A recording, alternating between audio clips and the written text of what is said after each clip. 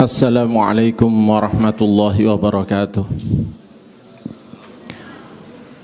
Alhamdulillah Alhamdulillahilladzi amarana bitafaqquh fid-din wa arsyadana ila ittiba'i sunnati sayyidil mursalin wa usalli wa usallimu ala rasulil amin wa alihi tahirin wa ashabihil akramin wa man tabi'ahum bi ihsanin ila yaumiddin.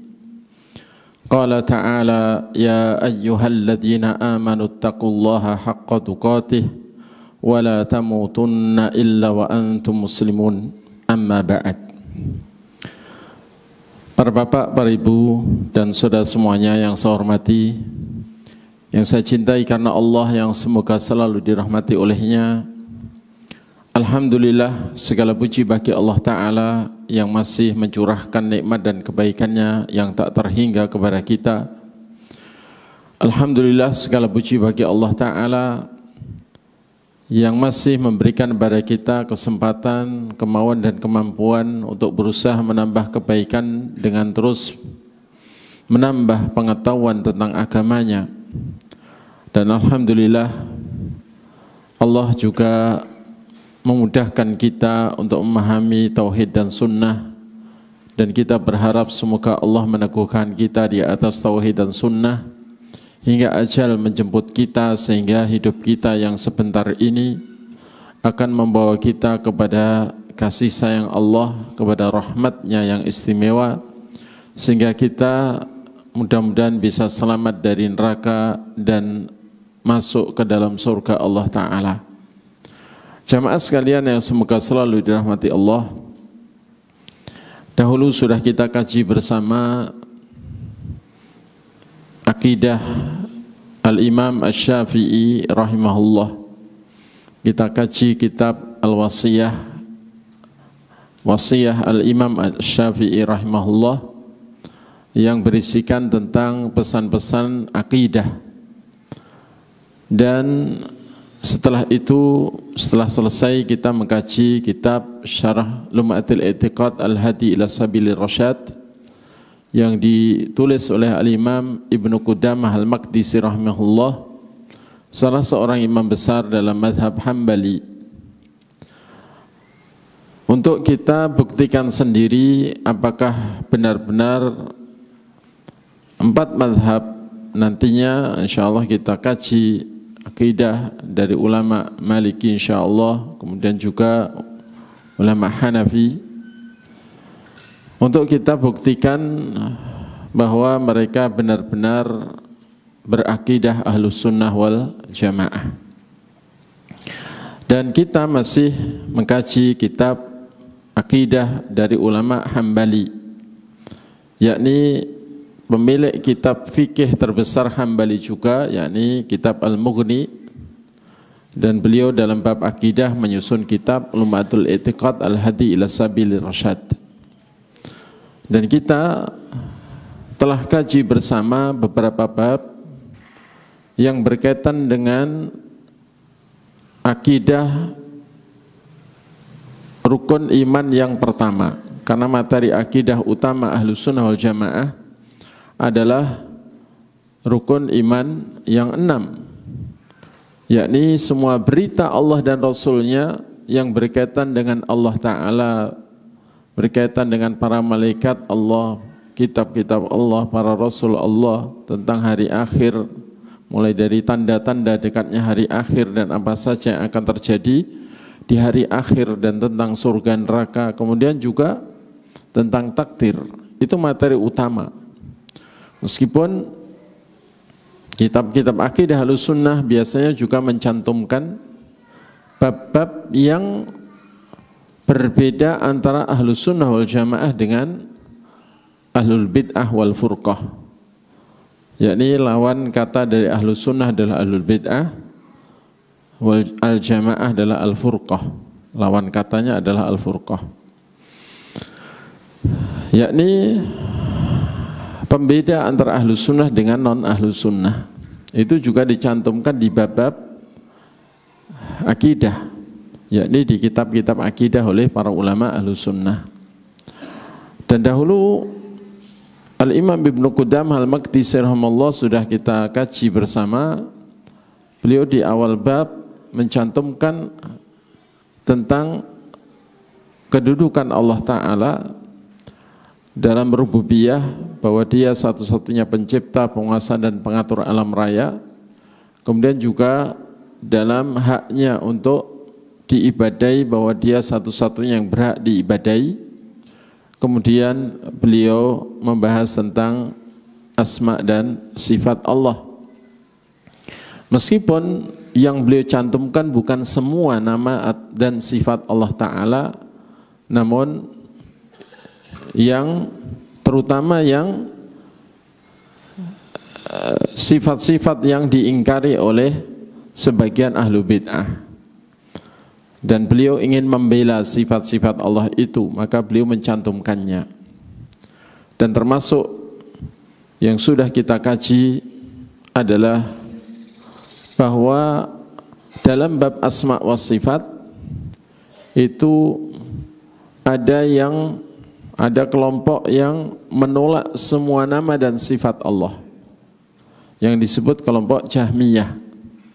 Dan itu dalam bab nama dan sifat atau asma wa sifat adalah yang paling sesat, yang paling menyimpang dari ahlu sunnah. Mereka mengingkari atau menafikan, meniadakan seluruh nama dan sifat Allah, dengan alasan kalau Allah masih punya nama dan punya sifat, berarti Allah masih seperti makhluk, karena makhluk juga punya nama dan sifat. Itu alasan mereka. Jadi mereka ghalau fi tanzih hatta waqa'u fi ta'til. Mereka ini berlebihan dalam memahasucikan Allah dari penyerupaan, hingga mereka terjerumus kepada penolakan semua nama dan sifat Allah. Kemudian yang berikutnya ada kelompok yang mengimani semua nama Allah, namun menolak atau mengingkari semua sifat Allah, kecuali sifat ada atau wujud, maujud, yakni orang-orang Mu'tazilah. Orang-orang Mu'tazilah yang mereka mengatakan bahwa asma'ullah asma' jamidah laisa laha makna, yakni nama-nama Allah itu nama-nama beku. Nama jamid itu tidak terambil dari pecahan kata atau dari kata dasar tertentu, ya. Seperti misalnya meja, air, itu dari kata apa, kan enggak, ya. Nah, Mu'tazilah mengatakan bahwa nama-nama Allah seperti As-Sami' itu bukan dari Sami'a yasma'u, Al-Basir bukan dari Basara yabsuru. Padahal kenyataannya itu dari kata-kata itu, ya. Tapi mereka mengatakan bahwa nama-nama Allah ini kalau toh ada sumber katanya, tapi itu hanya isti'arah atau pinjam saja. Tapi intinya nama-nama Allah itu kata mereka tidak punya makna, sehingga tidak menunjukkan sifat. Karena menurut Mu'tazilah Allah itu tidak memiliki sifat, punya nama hanya untuk menunjukkan bahwa dia ada, sehingga punya nama, tapi tidak punya sifat. Karena menurut mereka kalau masih punya sifat, apa itu mendengar, melihat, ya, berbicara, maka masih seperti makhluk. Padahal Allah tidak seperti makhluk. Ini alasan mereka menolak semua sifat Allah.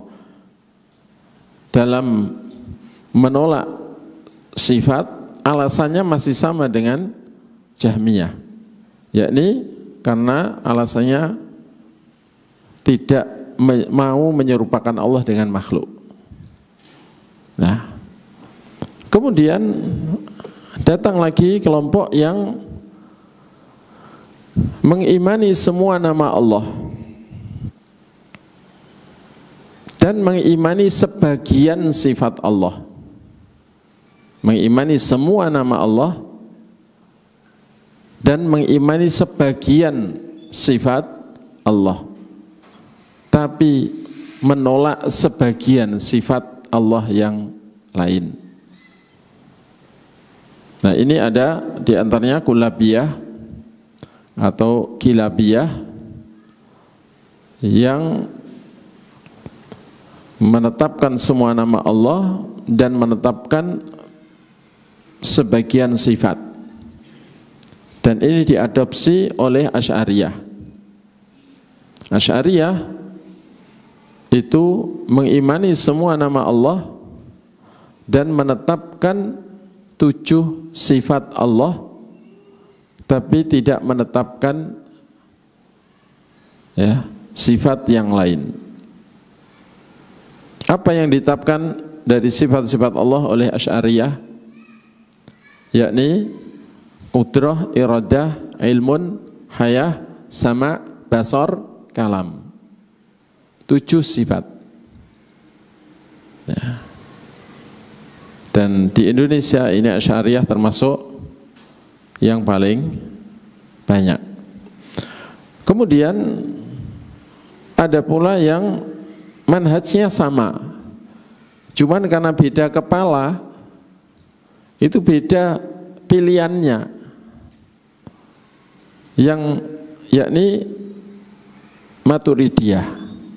Kalau Asy'ariyah itu pencetusnya adalah Abul Hasan Al-Asy'ari, yang awalnya dia Mu'tazilah sampai usia menjelang 40 itu masih Mu'tazilah. Kemudian tobat dari Mu'tazilah, terus menyerang Mu'tazilah, kemudian ketika ditodong untuk menjelaskan atau untuk menyebutkan sifat-sifat Allah, maka dia memilih metodenya kulabiyah. Akhirnya dia memilih sifat-sifat yang disebutkan tadi, yang 7 tadi. Nah, Abu Mansur Al-Maturidi konsepnya sama, menetapkan sifat tapi yang sesuai dengan akal saja, akal dia, ya. Maka dia menetapkan 6 sifat bagi Allah Ta'ala, yakni wujud, qidam, baqa, mukhalafatul lil hawadits, qiyamuhu binafsi, wahdaniyah.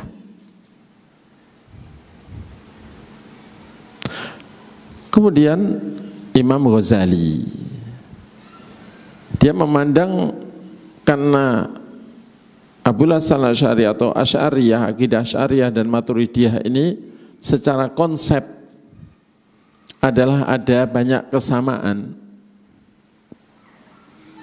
Ya, ada banyak kesamaan. Maka menggabung antara pilihan Asy'ariyah atau Abul Hasan Al-Asy'ari dalam menetapkan 7 sifat dengan Abu Mansur Al-Maturidi. Maka mereka menetapkan, si Imam Ghazali ini menetapkan, berarti menetapkan 13 sifat. Wujud, qidam, baqa, mukhalafatul lil hawadits, qiyamuhu binafsih, wahdaniyah.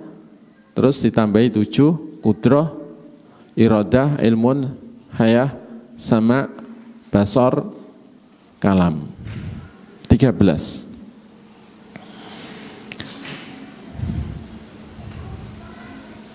Itu yang mengumpulkan itu adalah Imam Ghazali.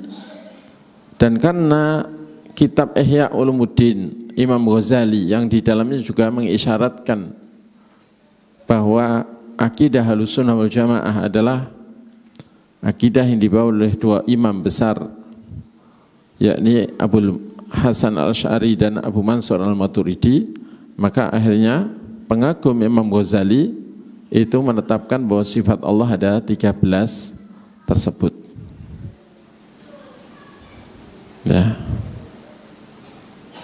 13. Adapun orang mengatakan sifat 20, dari dulu sampai sekarang kalau kita suruh nyebutkan sifat 20, yang disebutkan 13 itu. Bukan 20 tapi 13. Ya. Ditambahi apa?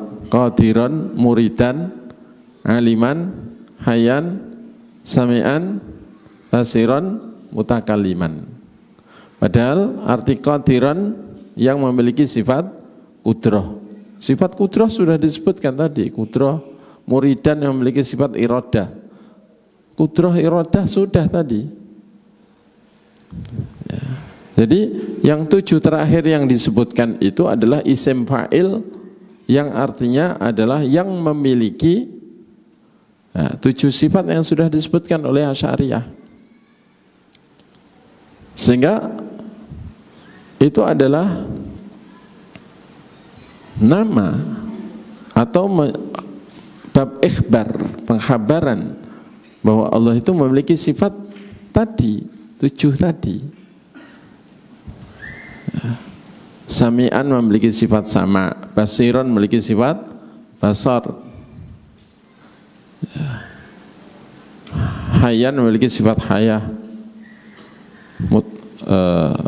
qadiran, muridan, aliman memiliki sifat ilmun, aliman, hayyan memiliki sifat hayah, terus sami'an memiliki sifat sama, basiron memiliki sifat basar, mutakaliman yang memiliki sifat kalam. Padahal qudrah, iradah, ilmun, hayah, sama, basar, kalam sudah disebutkan tadi. Karena itu orang yang mengatakan bahwa sifat Allah itu atau sifat mereka sebut sifat wajib ada 20, kemudian disuruh nyebutkan ternyata yaitu yang disebutkan 13, ini berarti nggak paham apa yang dikatakan. Bicara tapi tidak paham apa yang dibicarakan, gitu loh ya. Mengatakan sifat 20 tapi nyebutkannya 13. Nah, sehingga dari situ mereka termasuk kelompok Mu'attilah, penolak sifat. Jadi kelompok Asy'ariyah dan Maturidiyah termasuk kelompok Mu'attilah, penolak sifat juga, meskipun tidak separah dalam menolak itu, tidak separah Jahmiyah yang menolak semua nama dan sifat, tidak separah Mu'tazilah yang mengimani nama, menetapkan nama tapi menolak semua sifat ya. Karena Asy'ariyah dan Maturidiyah itu mengimani semua nama dan mengimani sebagian sifat meskipun menolak sebagian yang lain yang banyak. Jadi ini yang disebut kelompok Mu'attilah, penolak sifat. Jadi penolak sifat itu hukumnya enggak sama. Yang paling parah penyimpangannya dari Ahlus Sunnah wal Jamaah adalah Jahmiyah. Kemudian setelah itu Mu'tazilah, setelah itu yakni Asy'ariyah, Maturidiyah, Kullabiyah itu setara. Nah, kelompok Mu'attilah ini semua ini masuk dalam kategori ekstrim kiri, gitu ya, ekstrim kiri. Kenapa? Karena memangkas, mengurangi. Kemudian di sana ada ekstrim kanan, yakni kelompok musyabbihah, kelompok yang menyerupakan Allah dengan makhluk dalam zat atau dalam sifat dzatiyah atau sifat fi'liyah, sifat zat ataupun sifat perbuatan, baik menyerupakannya secara menyeluruh atau sebagian dalam sebagian sifat. Nah, ini ekstrim kanan, menyimpangnya ke kanan Kalau Mu'attilah menyimpangnya ke kiri. Ahlus Sunnah wal Jamaah itu ummatan wasatan, umat yang tengah-tengah. Tidak bengkok ke kanan, tidak bengkok ke kiri. Lurus di atas petunjuk dengan manhaj, mengimani seluruh yang diberitakan Allah dan Rasulnya dalam Al-Quran dan Sunnah yang sahihah, seluruh apa yang telah diberitakan berupa nama-nama dan sifat. Manhaj Ahlus Sunnah wal Jamaah adalah itsbatu ma atsbatahu Allahu li nafsihi wa ma atsbatahu lahu rasuluhu sallallahu alaihi wasallam wa nafyu ma nafahu Allahu an nafsihi wa ma nafahu anhu rasuluhu sallallahu alaihi wasallam minal asma'i was sifat.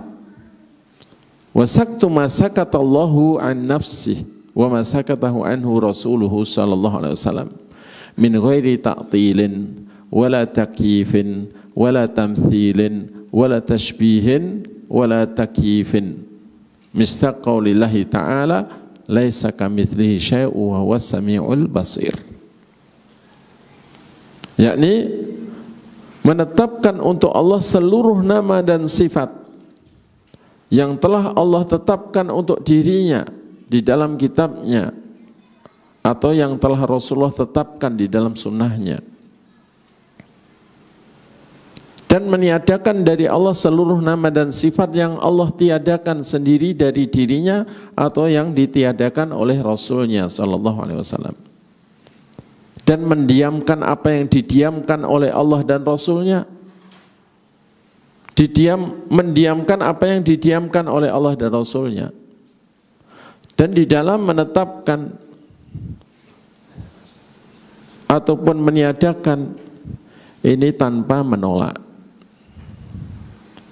tanpa dengan cara menolak satupun dalil atau satupun berita dari Allah atau Rasul yang menyebutkan nama atau sifat Allah, tanpa menolak dan tanpa menyerupakan, tanpa menolak seperti Mu'attilah, tanpa menyerupakan seperti Musyabihah, ya. Dan tanpa membuat permisalan untuk Allah walau dalam satu sifat pun, baik sifat dzat maupun sifat perbuatan, dan juga tanpa takwil merubah makna, dan tanpa tahrif merubah lafaz, dan tanpa takyif menggambarkan bagaimana wujudnya walau tanpa misal, tanpa membuat misal, yakni menggambarkan bagaimana wujud sifat Allah, tidak, pasti keliru, karena akal kita nggak akan bisa menjangkau satu sifat pun dari sifat Allah Ta'ala. Kullu ma khatara bi balik fallahu laisa kadzalik. Segala apapun yang tergambar di benakmu tentang Allah Ta'ala, maka Allah tidak seperti itu. Ya. Jadi Allah Ta'ala terlalu agung untuk bisa dijangkau oleh akal kita, terlalu tinggi kesempurnaannya, karena dia pada puncak kesempurnaan dalam seluruh sifatnya, sehingga tidak mungkin kita bisa menjangkau dengan akal kita. Tapi kita harus mengatakan perihal Allah persis seperti yang dikatakan Allah sendiri perihal dirinya, dan kita mengatakan perihal Allah persis seperti yang dikatakan Rasulullah perihal Allah Ta'ala. Tidak boleh menolak, tidak boleh merubah, tidak boleh mengurangi, menambahi, membuat permisalan untuknya atau menggambarkan bagaimananya. Pokoknya kita mengatakan seperti yang Allah dan Rasul katakan. Dan itulah adab Ahlus Sunnah wal Jamaah, yang menjunjung tinggi akhlak adab kepada Allah. Tidak berani kurang ajar bicara semaunya tentang Allah Ta'ala. Tidak mau hanya berdasar akal kemudian bicara tentang Allah Ta'ala, karena akal kita nggak menjangkau dia. Bahkan menjangkau satu sifatnya pun tidak mungkin. Semisal Allah mendengar seluruh ucapan hambanya, baik itu malaikat ataupun jin ataupun manusia, walau satu waktu semuanya lagi bicara semua, termasuk juga semua hewan bicara sesama mereka, semut bicara, Allah mendengar semua pembicaraan mereka tanpa rancu satu sama lain. Ini satu sifat mendengar saja. Bisakah akal kita menjangkau bagaimananya? Tidak mungkin. Ini contoh saja. Maka takyif menggambarkan bagaimananya walau tanpa permisalan itu tetap keliru. Ahlu sunnah tidak mau takyif. Dan itu kaidah itu sudah disampaikan di awal pembahasan asma wa sifat oleh Al-Imam Ibnu Qudamah Al-Maqdisi rahimahullah, dan sudah kita kaji, dan ini tadi hanya sekedar evaluasi, mengingat kembali kaidah itu. Karena kaidah itu adalah usul pokok, dan man jahilal usul khurimal wusul. Kata para ulama, orang yang tidak paham kaidahnya, enggak paham rumus pokoknya, rumus asal, maka pasti terhalang untuk bisa mendapatkan pemahaman yang benar tentang rinciannya. Jamaah sekalian yang semoga selalu dirahmati Allah. Dan ahlu sunnah mengatakan kullu musyabbih mu'attil wa kullu mu'attil musyabbih. Yang jelas orang mu'attilah, penolak sifat, menuduh ahlu sunnah yang hakiki, yang sebenarnya, yang tengah-tengah itu apa? Musyabbihah. Penolak sifat menuduh kita pengikut manhaj salaf yang mengimani apa adanya yang dikatakan Allah dan Rasulnya berkaitan nama dan sifat Allah Ta'ala, walau tanpa menyerupakan, tanpa merubah lafaz maupun makna, tanpa berani mengingkari walau satu pun sifat Allah Ta'ala. Tetap para penolak sifat itu menuduh kita apa? Musyabbihah. Menuduh kita ini sebagai kelompok yang menyerupakan Allah dengan makhluk. Kan begitu? Dalam kenyataan loh ya, dari dulu.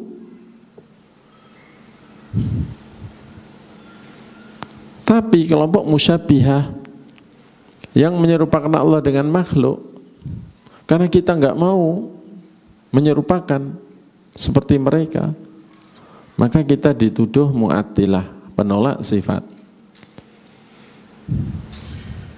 Kemudian ahlu sunnah mendudukkan masalah bahwa sebenarnya setiap penolak sifat itu musyabbih, menyerupakan Allah dengan makhluk.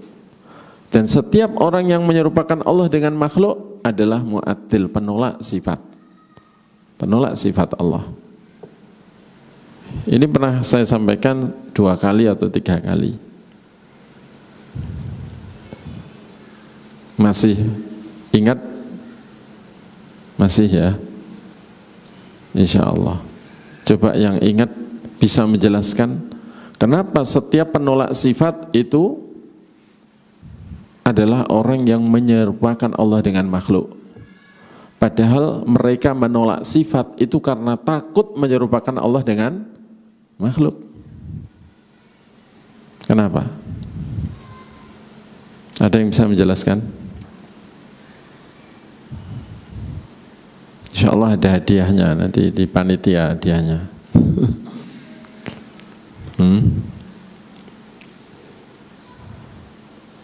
Dulu sudah saya jelaskan juga. Tapi ilmu itu ya begitu ya, biasa ilmu itu gampang hilang,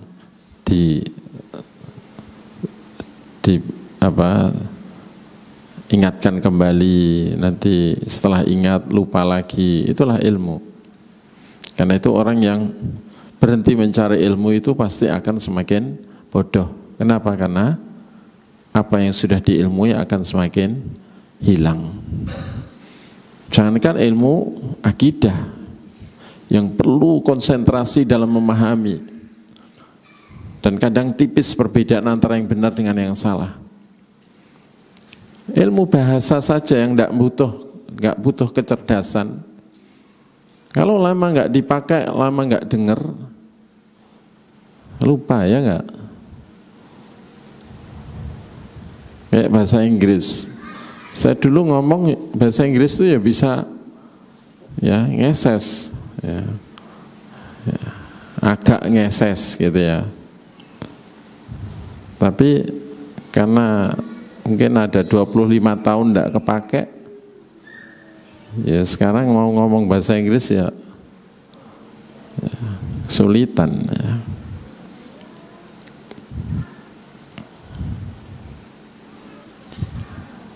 Dipaksa-paksa yang keluar bahasa Arab gitu. Ya.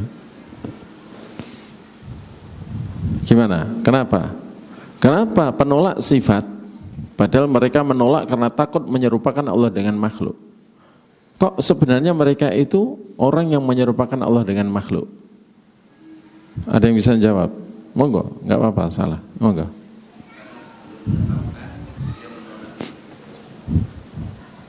Sebelum menetapkan, sebelum menolak.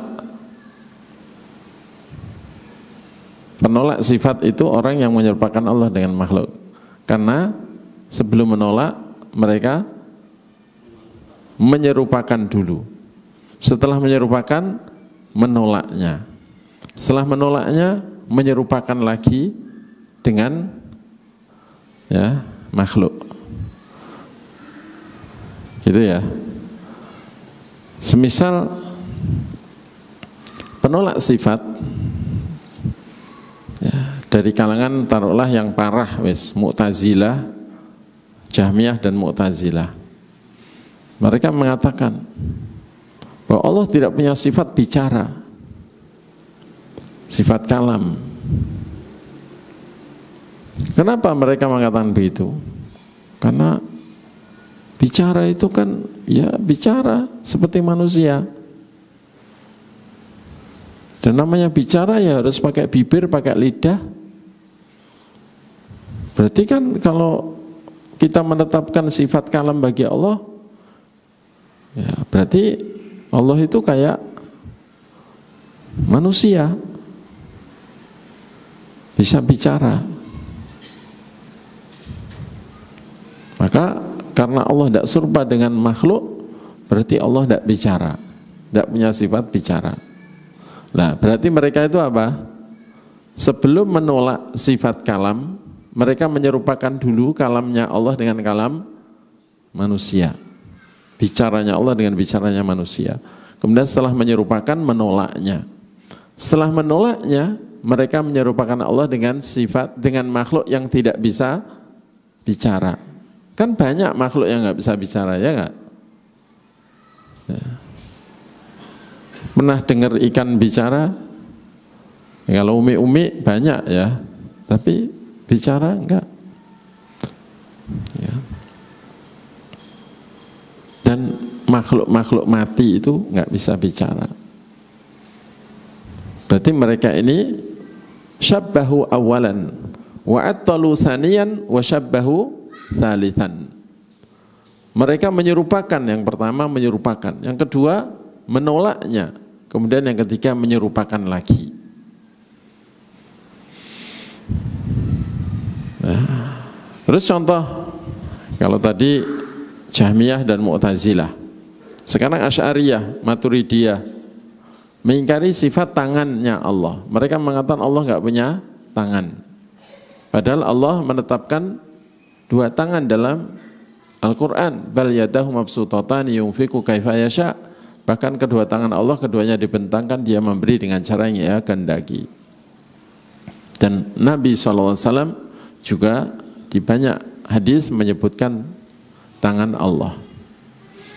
Nah, mereka bilang, oh, masa Allah punya tangan? Berarti Allah seperti manusia atau seperti makhluk yang punya dua tangan. Padahal Allah nggak serupa dengan makhluk. Wah, Allah nggak punya tangan.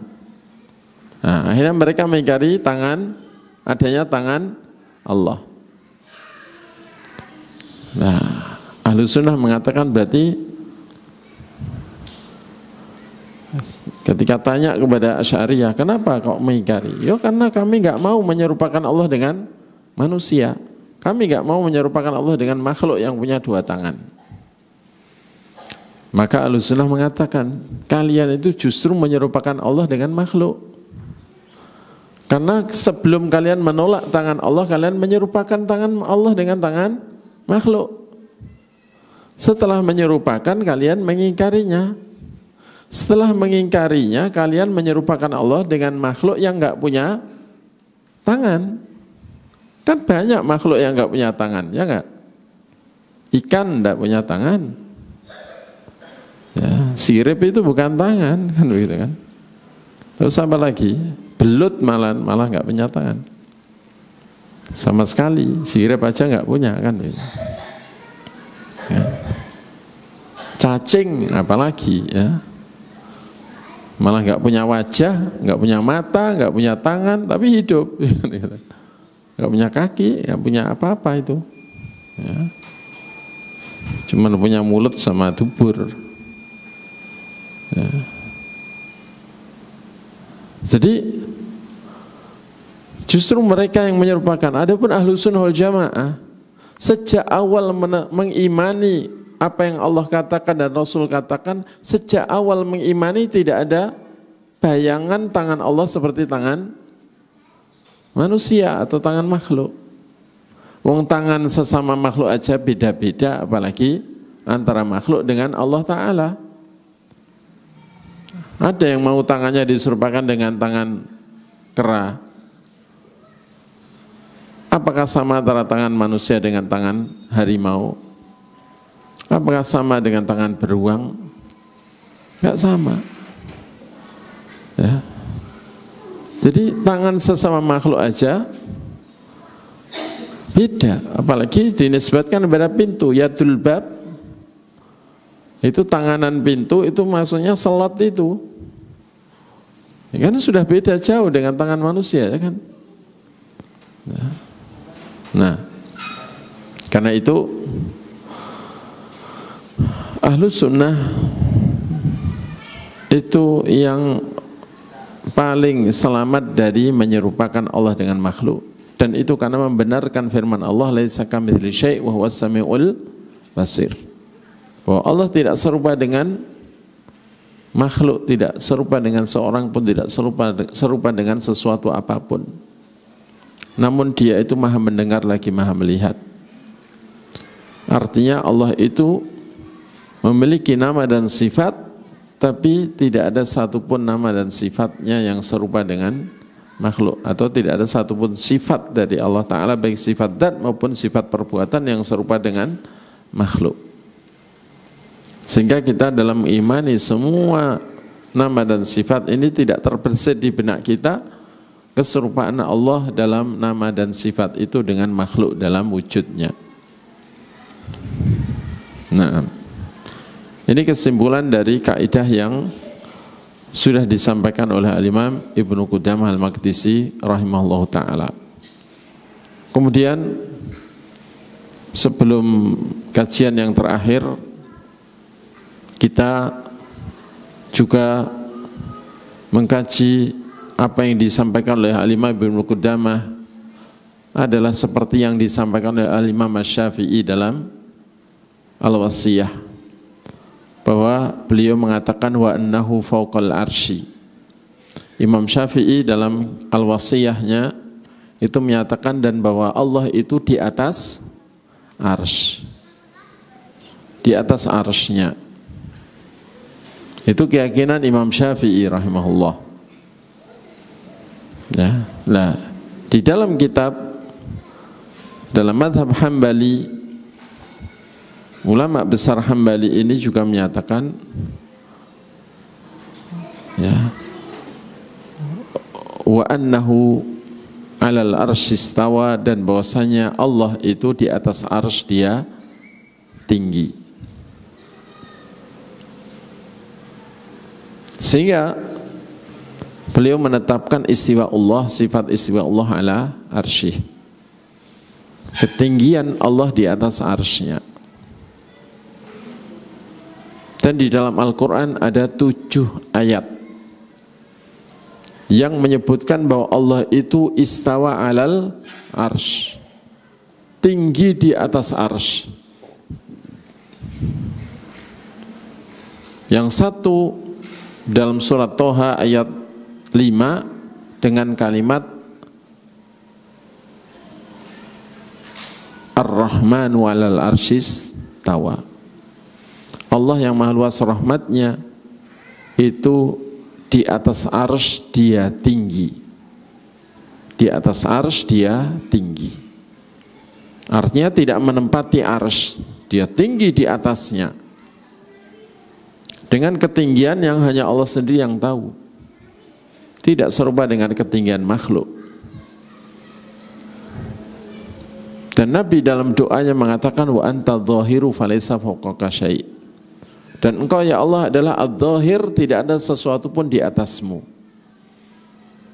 Dan Allah menyebut dirinya Al-A'la, sabbihisma rabbikal a'la. Maha sucikan Tuhanmu, nama Tuhanmu, yang Tuhanmu itu adalah yang tertinggi. Namanya itu sudah tidak ada yang membandingi. Tidak ada yang sejari atau membandinginya. Dia berarti yang paling. Jadi semua ciptaan itu di bawahnya. Semua alam ini di bawahnya Allah Ta'ala. Dan dalil yang menunjukkan bahwa Allah tinggi di atas itu hampir atau sekitar 1000 dalil sebagaimana diisyaratkan oleh Al-Imam Adz-Dzahabi dalam kitab Al-Ulu lil Aliyil Ghaffar. Dalam kitab Al-Ulu itu ya disebutkan dalil-dalil, bahkan tidak ada ayat yang mengatakan bahwa Allah menurunkan kitabnya kecuali itu menunjukkan bahwa Allah di atas. Di dalam Quran ada 7 ayat yang mencantumkan bahwa Allah itu istawa alal arsy, tinggi di atas arsy. Yang satu kalimatnya tadi Ar-Rahmanu alal arsy istawa. Yang 6 semuanya dengan kata-kata tsummastawa alal arsy. Kemudian Allah tinggi di atas arsy. Dan kata-kata kemudian dia tinggi di atas arsy, yakni setelah mencipta langit dan bumi dalam 6 hari. Huwallazi, di antaranya kalimatnya huwallazi khalaqas samawati wal arda wa ma bainahuma fi sittati ayyam tsumma stawa 'alal arsy. Dialah Allah yang telah mencipta seluruh langit dan bumi dan apa yang di antara keduanya dalam 6 hari. Kemudian dia tinggi di atas arsy. Kemudian dia tinggi di atas arsy. Ini menunjukkan bahwa benar-benar fatal kesalahan orang yang mengartikan istawa itu dengan makna istaula, menguasai. Istawa alal arsy diartikan istaula alal arsy, menguasai arsy. Karena kalau istawa diartikan istaula, menguasai, makna 6 ayat dalam Quran yang mencantumkan kata-kata tsummastawa 'alal arsy, kemudian Allah tinggi di atas arsy, itu diartikan kemudian dia menguasai arsy, berarti maknanya menjadi gimana? Dialah Allah yang telah mencipta langit dan bumi dalam 6 hari, kemudian dia menguasai arsy. Coba jenengan pikir. Kalau ada yang mengatakan dialah Allah yang telah menciptakan langit dan bumi dan apa yang di antara keduanya dalam 6 hari, kemudian Allah menguasai arsy. Gimana pahamnya? Paham begitu? Benar apa salah? Ini jelas salah toh. Berarti mafhumnya kan sebelum mencipta langit dan bumi Allah belum menguasai arsy. Karena tsumma itu adalah semua orang paham bahasa Arab tahu makna tsumma itu adalah yadullu ala tartib ma'at tarahi, menunjukkan urutan waktu disertai jeda waktu. Kemudian kalau fa itu bisa menunjukkan tertib tapi tanpa jeda waktu, maka dia menguasai arsy. Itu urutan waktu juga tapi tanpa jeda. Tapi kalau tsumma itu ada jeda waktu. Berarti setelah Allah menciptakan langit dan bumi dalam 6 hari, setelah sekian waktu, kemudian baru dia menguasai arsy. Parah enggak? Fatal. Ya, fatal. Berarti menuduh Allah itu belum menguasai arsy kecuali setelah mencipta langit dan bumi. Kan begitu. Ya. Dan itulah yang digunakan oleh para ulama Ahlus Sunnah wal Jamaah dalam membantah orang Jahmiyah. Jadi yang mengartikan istawa itu istaula itu orang Jahmiyah, bukan Asy'ariyah. Sehingga saya heran ketika orang menggebu-gebu fanatik dengan akidah Asy'ariyah, tapi dia ketika menjelaskan ayat itu dia mengatakan bahwa mana istawa ini istaula. Jadi istawa ala arsy itu artinya menguasai arsy. Ini orang ini nggak paham bahwa saat itu dia bukan Asy'ariyah lagi tapi Jahmiyah. Dulu terakhir kita bahas adalah tentang sifat kalam bagi Allah Ta'ala. Dan alhamdulillah Asy'ariyah ini mengimani sifat kalam. Berarti mayoritas kaum muslimin di Indonesia mengimani sifat kalam, meskipun sifat berbicara, ya, bahwa Allah punya sifat bicara dan Al-Quran adalah kalam Allah.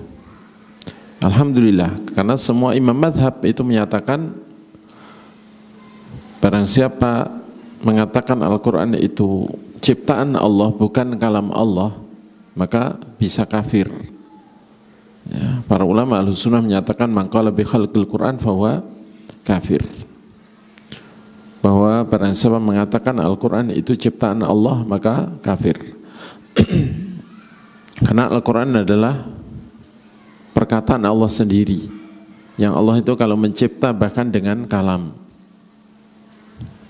Allah mengatakan innama amruhu idza arada syai'an ayaqula lahu kun fayakun. Sesungguhnya perintah Allah kalau dia menghendaki terciptanya sesuatu, maka Allah berbicara, mengatakan pada sesuatu itu kun, jadilah maka jadi, terjadilah maka terjadi. Kalau seandainya kun yang itu kalam Allah itu makhluk ciptaan, tentu untuk menciptakan kun itu perlu kun sebelumnya, kun kan. Jadi mau mencipta sesuatu Allah memerintahkannya dengan kun. Nah kun ini kalau perkataan Allah ini juga ciptaan, nah, dicipta kun ini dengan kun sebelumnya kun. Terus kun karena ini juga ciptaan sebelumnya kun. Ini mustahil gitu loh ya. Artinya nggak ada habis-habisnya. Untuk mencipta satu ciptaan aja perlu ya kun yang nggak terhingga jumlahnya. Ya. Jadi kalam Allah itu bukan ciptaan, sebagaimana semua sifat Allah itu bukan ciptaan, bukan makhluk, karena sifat itu mengikuti zat dan Allah itu bukan makhluk. Gitu ya. Karena itu ini cuman perlu diketahui ada beda antara Asy'ariyah dalam menjelaskan tentang sifat kalam Allah itu dengan Ahlus Sunnah. Menurut Asy'ariyah bahwa kalam Allah itu kalam azali, ya, yakni maksudnya azali itu sebelum Allah mencipta apa-apa itu kalam. Setelah mencipta itu Allah tidak pernah bicara lagi. Nah, ini bertentangan dengan banyak dalil Quran maupun hadis. Pendapat yang mengatakan setelah Allah mencipta makhluk, setelah mencipta arsy misalnya, pokoknya ciptaan apapun, ciptaan pertama kali, maka Allah sudah tidak bicara lagi selamanya. Nah, ini bertentangan dengan banyak sekali dalil Quran maupun sunnah. Seabrek dalil Quran maupun sunnah menunjukkan bahwa Allah yatakallamu, takallama bima syaa mata syaa kaifa syaa. Allah itu berbicara dan berhak bicara dengan perkataan apa saja yang dia kehendaki, kapan saja dia kehendaki, dan dengan cara bicara yang dia kehendaki. Ketika Allah mencipta arsy, tentu dengan kun, dia bicara. Sebelum Allah mencipta apa-apapun, Allah sudah punya sifat bicara. Karena Allah itu tidak seperti makhluk atau tidak seperti manusia yang ketika lahir belum bisa bicara, kecuali 3 bayi ya. 3 bayi itu diberi keistimewaan, termasuk salah satunya adalah Nabi Isa alaihissalam, sejak lahir bisa bicara. Ya. Tapi ya secara umum makhluk itu ketika ada itu nggak langsung bisa bicara. Nah, Allah itu sejak azali dia punya sifat bicara. Dan sifat bicara itu dari segi sifat zat. Kemudian dia punya sifat perbuatan bicara juga, yakni bicara kapan saja, dengan perkataan apa saja, dan dengan cara yang dia kehendaki, yang berbeda dengan cara bicaranya semua makhluk. Itu ya. Itulah Ahlus Sunnah. Nah, mereka karena ingin menetapkan sifat kalam, tapi takut menyerupakan. Akhirnya mereka berpikir, jadi Asy'ariyah Maturidiyah ini berpikir gimana supaya perkataan Allah itu tidak serupa dengan perkataan makhluk. Akhirnya perkataan itu dikatakan hanya berupa makna yang ada pada zatnya Allah, bukan berupa suara, bukan berupa huruf yang dirangkai menjadi kalimat. Nah, repot lagi ya enggak? Ya, perkataan hanya berupa makna, tidak berupa kata-kata yang dirangkai dari huruf dan tidak dengan suara. Nah, makna itu Allah letakkan di hati Jibril, kata mereka. Kemudian Jibril yang mengungkapkannya. Kalau diungkapkan dengan bahasa Arab jadi Al-Quran. Kalau diungkapkan dengan bahasa Ibrani jadi Taurat dan Injil. Nah, ini malah seakan mereka ini mengatakan Al-Quran ini kalam Allah maknanya, lafadznya bukan kalam Allah, atau lafadznya itu hanya ibarah dari makna yang makna itu kalam Allah. Jadi Quran itu hikayatnya Jibril terhadap kalam Allah. Dan itu bertentangan dengan dalil-dalil yang banyak dari Quran dan Sunnah. Ya, gitu. Yang dulu sudah kita ungkapkan di antara dalil-dalil yang menunjukkan hal itu. Insya Allah yang belum lupa masih ingat. Ya. Dan yang sudah tidak ingat berarti sudah lupa. Ya. Gitu. Yang lupa-lupa ingat berarti ya sudah agak ya malah bahaya ya itu ya. Nah, tuh. Kemudian ini gimana? Ditambahi apa disudahi? Nah, saya manut ya. Manut tuan rumah ini. Ya. Manut. Masalah seperti ini nggak usah dipikir berat. Dan jangan membuat asumsi pada diri, masalah asma sifat wis nggak teko. Jangan. Jangan. Ini masalah dasar. Masalah mengenal Allah, masalah ilmu yang paling mendasar tapi nilainya yang paling tinggi, paling besar. Karena ilmu itu kedudukannya tergantung apa yang dibahas. Ilmu bikin tape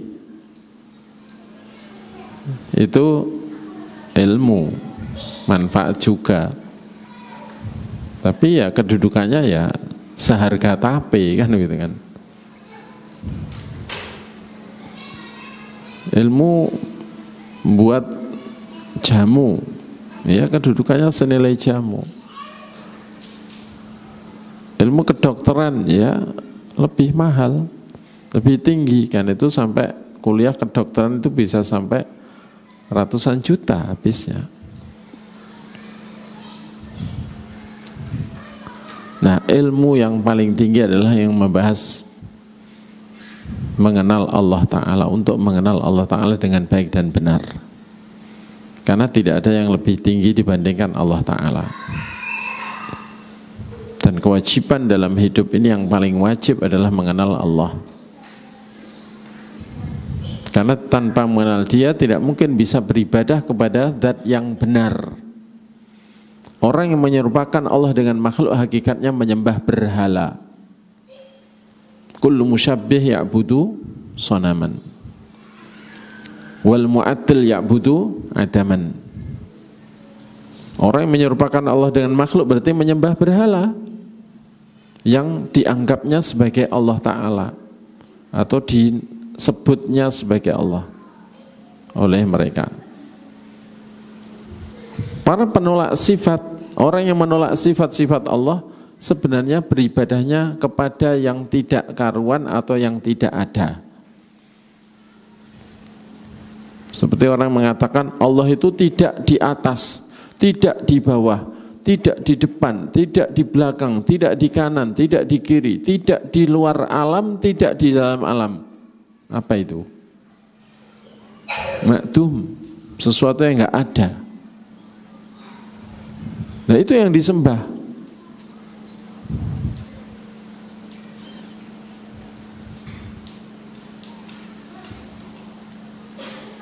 Ya. Orang yang mengatakan Dia ada di sini, di dalam dada ini, ketika berdoa, ketika menyembah, yang disembah siapa? Ya, dirinya sendiri. Atau apa yang ada dia? Dadanya itu apa yang dimaksud olehnya?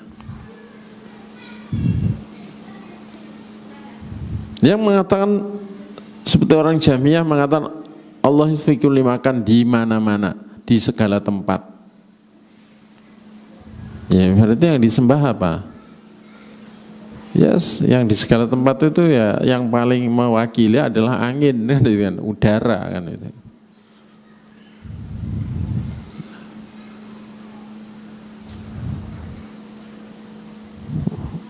Al-Halaj dan pengikutnya Wihdatul Wujud meyakini bahwa wujud semua makhluk inilah wujudnya Allah. Berarti yang menyembah semua makhluk.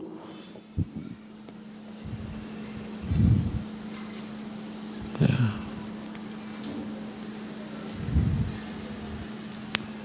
Yang mengatakan bahwa seperti Al-Halaj mengatakan bahwa malakal bul hinziru illa ilahuna wa marabbu ila rahibu fi kanisatin, tidak ada anjing dan babi kecuali itulah sembahan kita.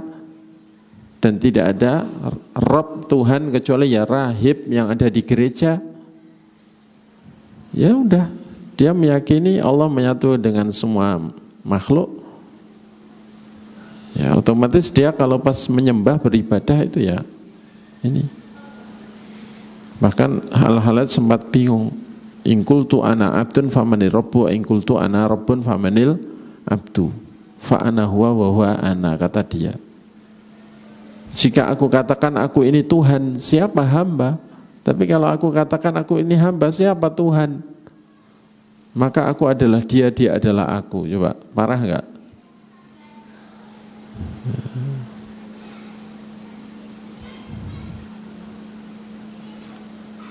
Jadi bahaya kalau enggak mengenal Allah sesuai yang diberitakan Allah dan Rasulnya. Adapun Ahlus Sunnah beribadah kepada Allah yang benar, yang di atas seluruh ciptaannya, dan dia lebih besar dari semua ciptaannya. Bahkan 7 langit aja nanti di hari kiamat cukup ditaruh di satu jarinya, dilipat dengan tangan kanannya kemudian ditaruh di satu jarinya.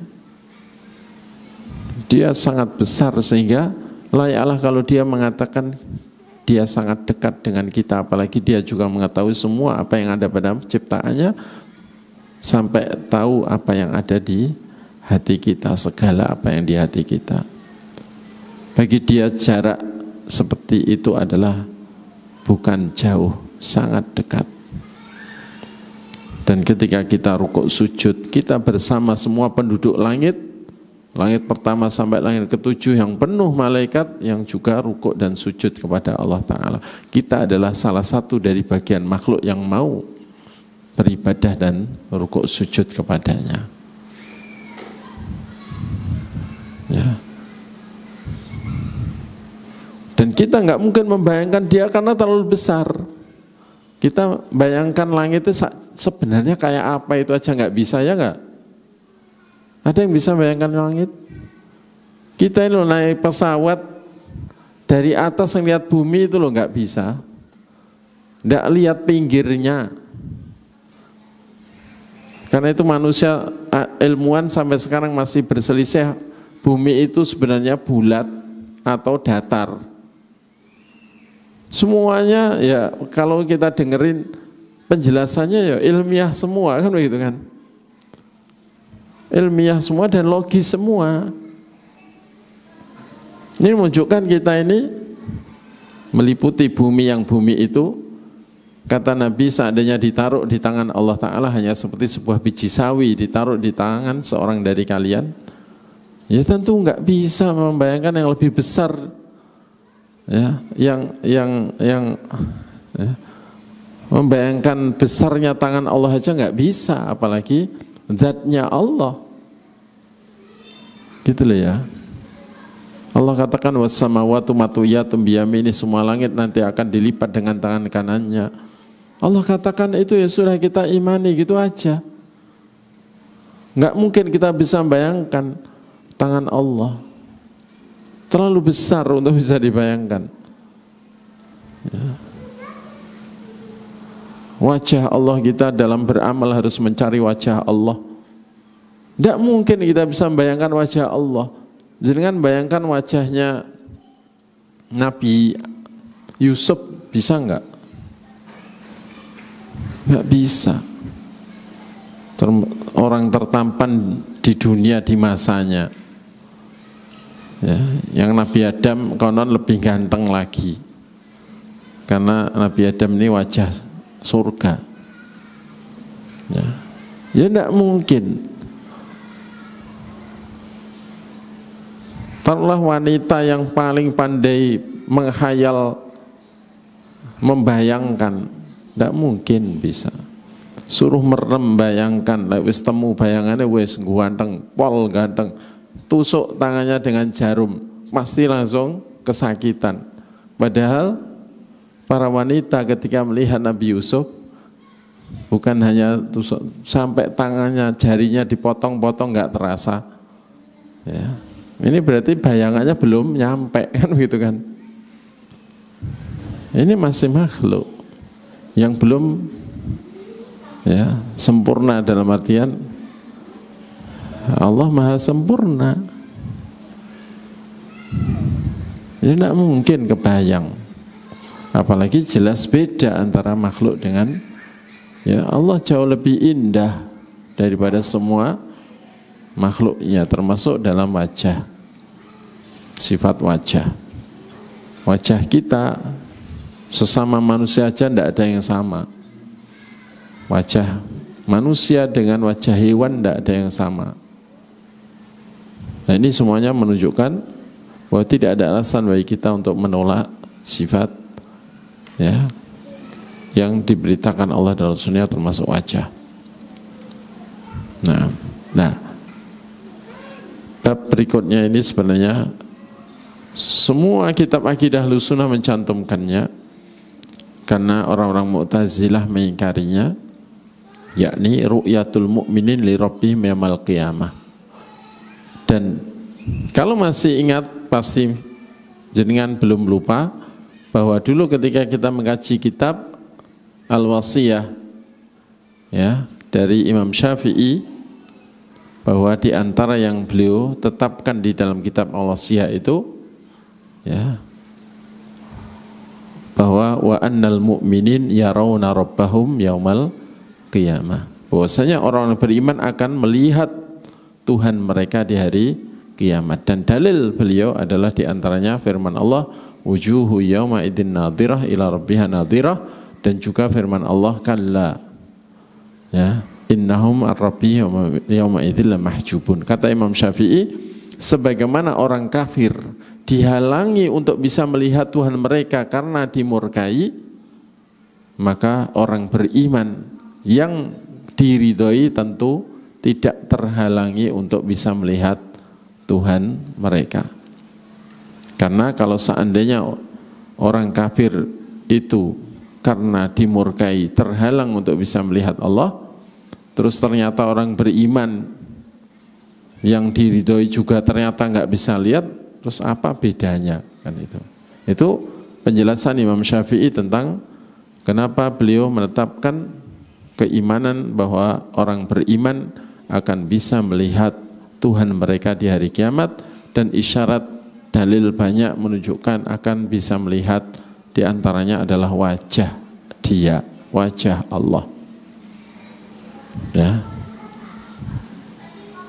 Dan dalil-dalil tentang rincian melihat wajah Allah ini insya Allah bisa kita sampaikan pada pertemuan yang akan datang, sekaligus kita tambah ya bab-bab berikutnya yang dicantumkan oleh Al-Imam Ibnu Qudamah Al-Maqdisi rahimahullah, salah seorang yang besar dalam madhab Hambali ini.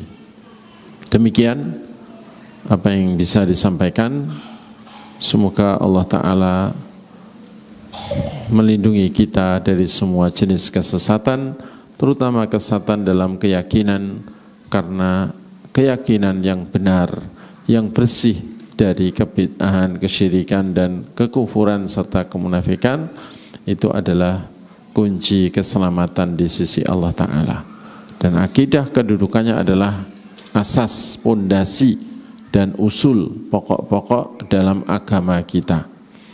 Kita akhiri, subhanakallahumma bihamdik, asyhadu an la ilaha illa anta astaghfiruka wa atubu ilaik, wa sallallahu ala nabiyyina Muhammad wa ala alihi wa sahbihi, wa akhiru da'wana alhamdulillahi rabbil alamin. Wassalamualaikum warahmatullahi wabarakatuh.